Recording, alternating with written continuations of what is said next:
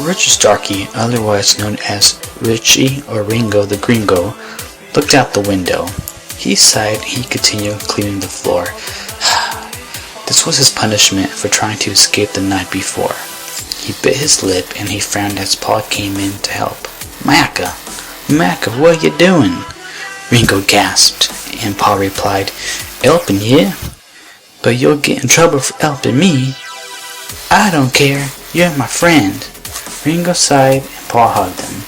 He started cleaning with Ringo. John came in with some food. Here I'll go. George came in and he grabbed Ringo. It doesn't get any, what? Ringo gasped. This is part of your punishment. Ringo growled and he was thrown into a room. The door was locked and Ringo frowned. This isn't fucking fair. He cried out, but no one answered his cry. He just sat there in the darkened silence for about 2 hours. Paul opened the door and he quickly grabbed Ringo. Macca! Ringo squeaked and he hushed him. George wants to see you. Ringo gasped and he was taken to George's room. Paul knocked on the heavy oak door and George opened it. He grabbed Ringo's arm and pulled him aside.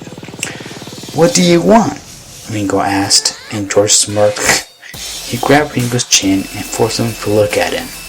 Ringo cried out in pain, and George's eyes turned red. Please, don't kill me. Ringo cried, and then the man fainted. George rolled his eyes, and he laid Ringo down on the ground. George raised an eyebrow, and he smiled. I wouldn't have killed him, eh? I will. If he tried to escape again, then I guess I gotta do something more. George wanted to get food for Ringo since he didn't eat at all the whole day. When George came back, Ringo was awake, and Ringo looked at George with wide eyes. Ever since you didn't get any food, I brought you some. He handed Ringo the tray that had some food on it. Ringo quickly ate the small meal, and George smiled at him. Ringo swallowed hard on his last bite of food. The rest of your punishment won't happen, but if you do it again, the punishment will be 1,000 times worse. Ringo nodded, and George said, Leave. Ringo quickly left, and he remembered his very first punishment. He was beaten, and then he even had to drink animal blood for his meal instead of water. Ringo remembered the taste, and he shivered, and he almost vomited when he drank it. He vomited, and he never wanted it again. He never wanted it again. He ran down to Paul, who hugged him. Oh, Richie, did you make you drink blood again? No, Ringo choked out, and John smiled. Goody, gave me food though. Ringo and Paul smiled. Ringo said, I wish I was on it. I know we all do. Shut it. If George hears it both, he'll make you drink blood or even kill you. Or do we, you know? Paul asked. Well, when I was first here, I said that and I had drank a whole cup of it. Ringos are fucking lucky. You only had to drink half a cup, George said, and Ringo nodded. The next day, Ringo was called to George's room again, and he walked there quickly. He had a cup of blood for him, and he knocked on the door. George opened the door, and Ringo walked in. He handed George a cup of blood, and he waited to be told what to do. See it, George said, and Ringo sat down. George smiled, and he walked over to Ringo. He said, Where did you get your blue eyes, your pretty blue eyes? Oh, me, Mom. I don't know if me dad did. He left me when I was 3, during the war. Oh, George got closer to Ringo, and Ringo swallowed hard. George made Ringo look at him, and Ringo stared at him. George's eyes turned red, and Ringo kept on staring. George smiled, and Ringo realized something was under. He was under a trance. George started kissing Ringo, and Ringo was lifted up into his arms. George let Ringo down on his. Chapter 2. Bed, and he started undoing his clothes. Ringo couldn't move. George's spell made him weak, and then George undressed. George got all of Ringo's and his own clothes off. George kissed Ringo, and Ringo kissed him back. George then entered into Ringo's unprepared ass. Ringo cried out, and George said, You're going to enjoy this. Ringo nodded, and George started thrusting in and out of his arse. Ringo wanted to scream, but he couldn't. When he opened his mouth, he just moaned, and George smiled. He raked his teeth over Ringo's neck, and Ringo moved, trying to avoid the sharp fangs. Then Ringo felt George thrusting faster and faster, and then Ringo felt George's seed inside of him.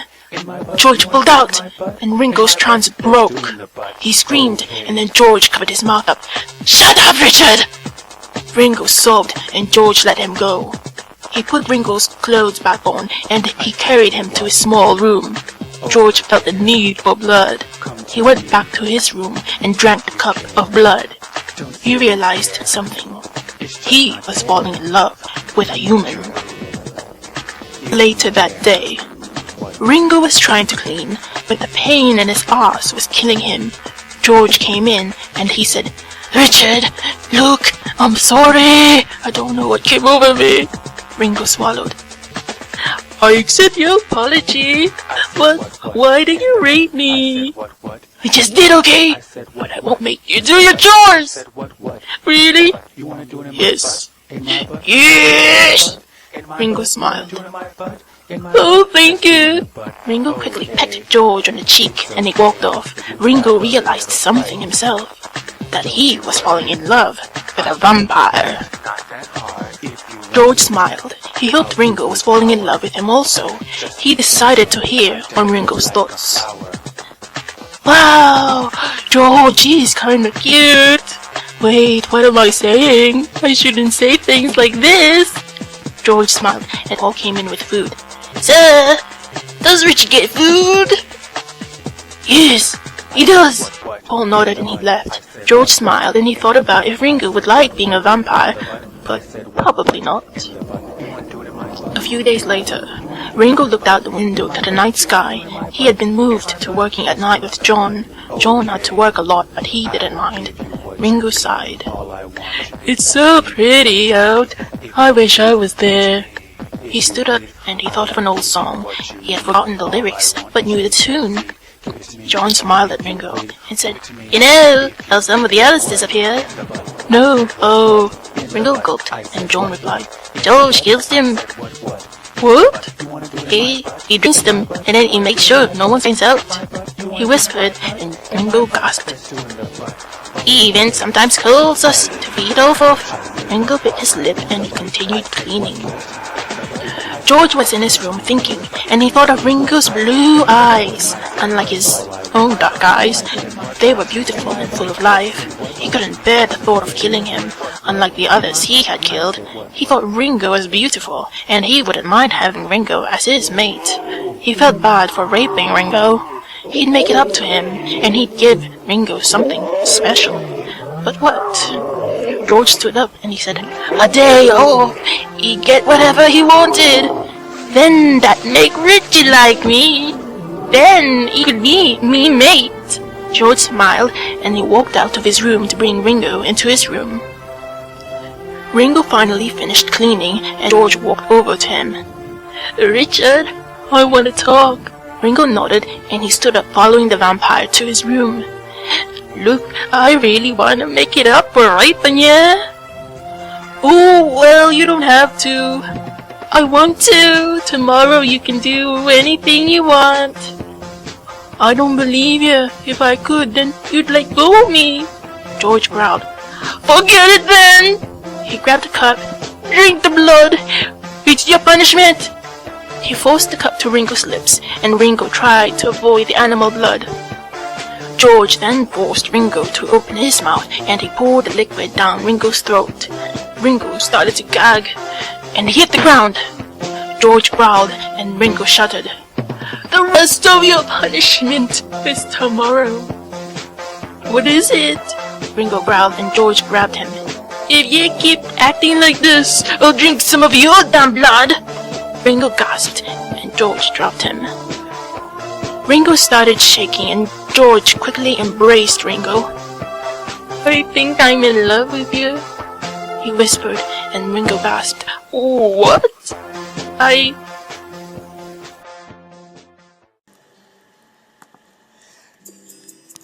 Page 3. don't want to hurt you. I'm sorry. George kissed Ringo on the cheek.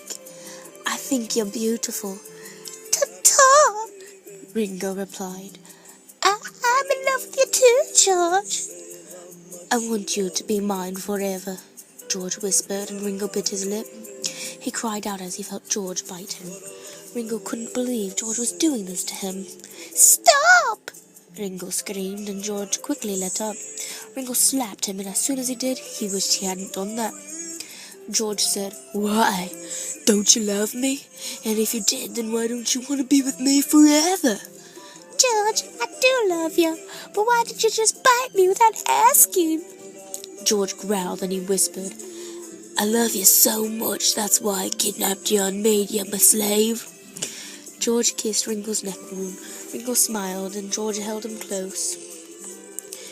You need to get back to work, Ringo, George said, and he helped the man to his feet. What about the rest of me punishment? You don't deserve it, but since I have to give it to you, then meet me in a certain room tomorrow. Ringo nodded, and he went back to cleaning. What did he do?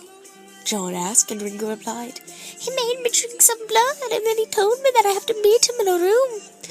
John gasped. Rings, he's probably going to drain you. He saw Ring's neck wounds. He bit you. He wants more of your blood. Ringo sighed. Yeah, I know. Rings, you okay? I feel for faint. Ringo stuttered, and he fainted, and John gasped. Ringo, wake up! John sighed, and he grabbed Ringo and carried him to his room. The next day, Ringo woke up in his bed, and he stood up. He had to meet George in a room, but he didn't know where. He sighed and walked over to his door. He felt his neck, and he noticed the neck wound was gone. Ringo was surprised. Unless George had put some healing potion on his neck, that was probably it. He walked out into the hall, and he saw George standing by a wall. Come on, I'm going to take you to the room. You have to stay in there all day, and tonight I'll be there. Ringo nodded, and they walked into a secret passage. Ringo saw a room with a bed, one room with a coffin. He guessed that some vampires, unlike George, liked sleeping in coffins. He also saw a room that was empty, and one door was locked. I'll be here later. Bye, Rich, George called, and he walked off. That night, George came into the secret passageway, and he walked over to Ringo. He kissed the man, and Ringo smiled at him. George, what are you going to do to me? George's eyes turned red. I'm going to make you mine. What? Ringo was scared, and George grabbed him. That's why your wound was gone. I healed so I could bite you again, but better.